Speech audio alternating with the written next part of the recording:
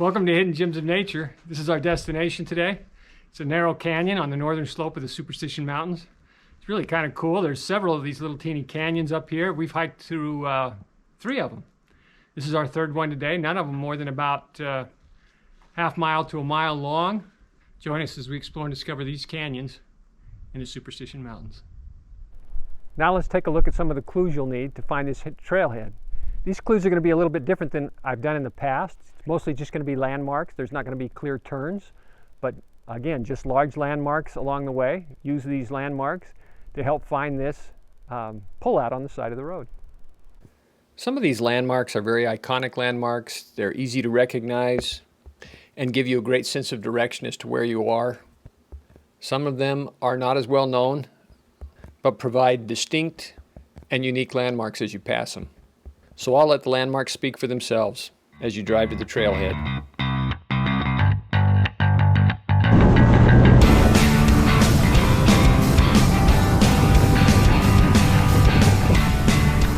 Welcome to Hidden Gems of Nature. We're on a pullout on the side of the road. You'll notice in the video today, as I'm going to pan around as I'm talking, but you'll notice in the video today, I didn't give a lot of clear directions. Most of my directions are strictly landmarks on this hike. This hike does not have a trail. It does not have a trailhead. It's just a pullout on the side of the road up a nameless canyon, near a bunch of nameless canyons. But it's really a cool hike. Most of you who are familiar with the area will, I'm sure, be able to find it quite easily. Enjoy yourself as you explore and discover the gems on this trail. Because there's no trail, we're just going to head down past this wall and go straight down into the canyon.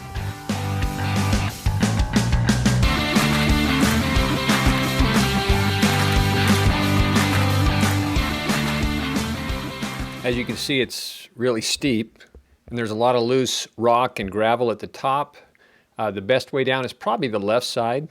So we're going to head down the left side where it looks a little bit more stable and where there's a lot less loose rock. I'm going to let my brother-in-law Ted go down first so you can see just how steep it is as he's going down and what precautions he takes as he heads down to the bottom of the canyon.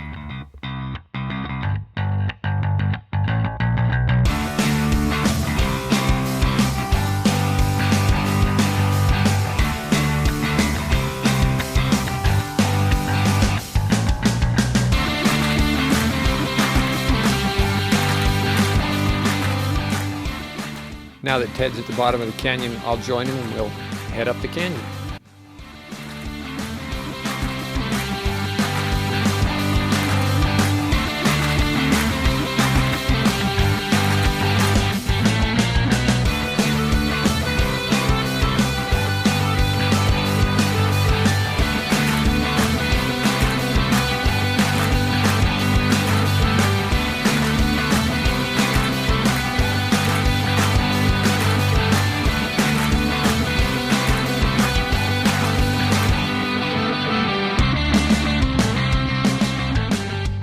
Not long after starting the hike, we passed this culvert that comes from another canyon. We'll come back to this culvert and hike up that canyon as well.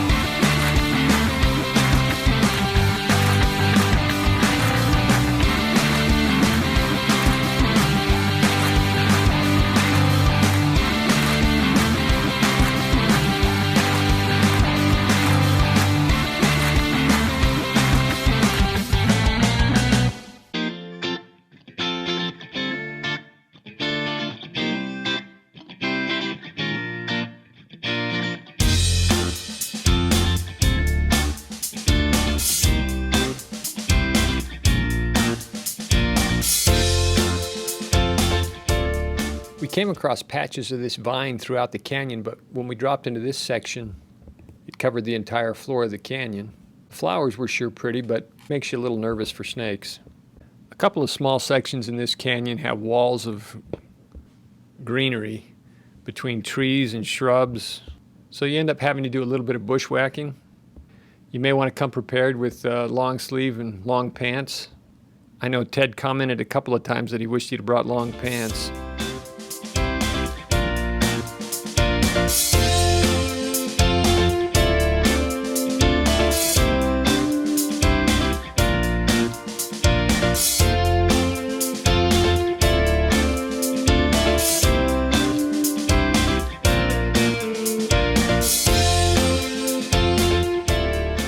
you've hiked in the Superstition Mountains very much in the last couple of months, this is probably a pretty common sight to you, but the butterflies are just everywhere. In fact, they were all over on this hike today. I took a picture of this bush to just kind of show you what it was like. Of course, this is a lot more dense than we normally saw as we were hiking.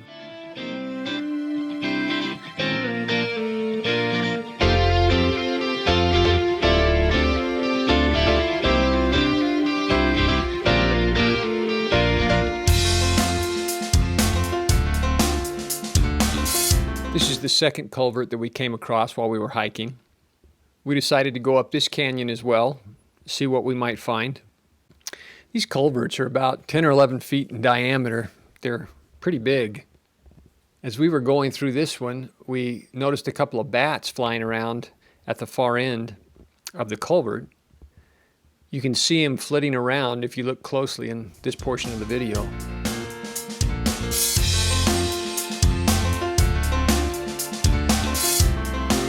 This second canyon was pretty dense with brush as well.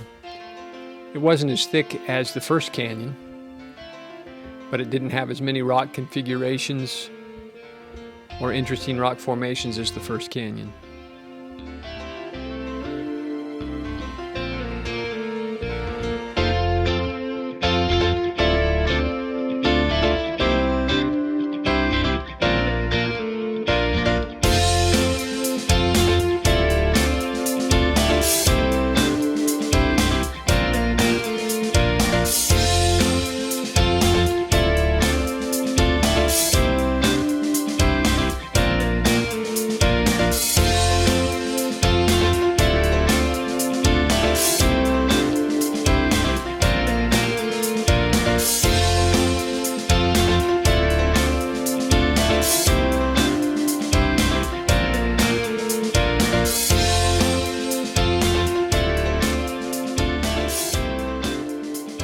We didn't go much further than this in the second canyon because the canyon opened up more and more and the walls became shorter and shorter, and so the amount of unique configurations dried up, and we headed back to the main canyon that we started in.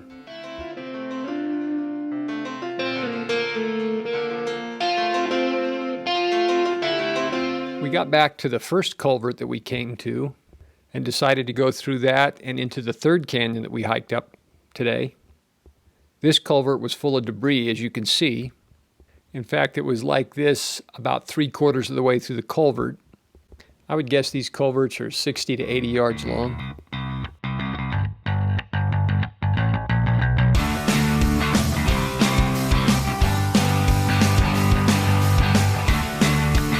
As soon as you get out of this culvert, you realize you're in a much narrower canyon with steeper walls and the opportunity for more rock configurations.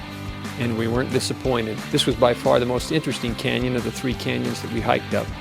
I tried to convince Ted to slide down this rock, but he said it wasn't as smooth as it looked.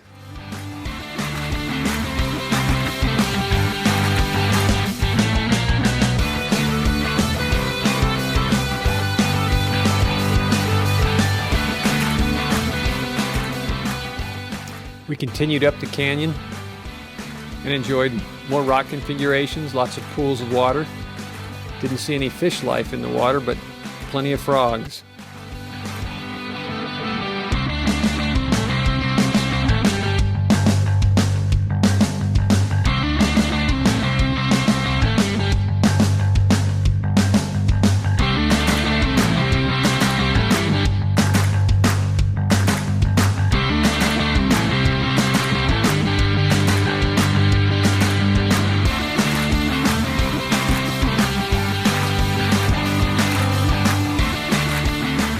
Been up 3 different canyons today, all little canyons, half-mile to a mile long.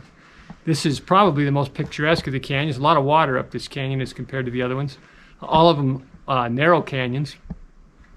All of them no trails. You're route finding the entire way, and in one of the canyons, the brush is very thick, so you're doing a little bit of bushwhacking down in the bottom of the canyon and getting ripped up with cat claws, so wear appropriate clothing. But really some cool little canyons, very isolated. With some nice hidden gems of nature. Join us on this hike in the Superstition Mountains.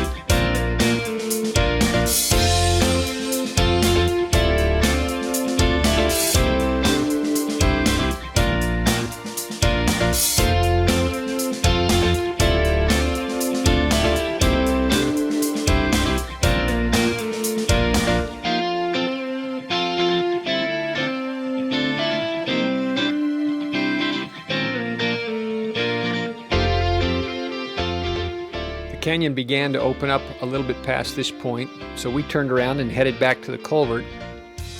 We got to our favorite slide rock and then headed over to the culvert.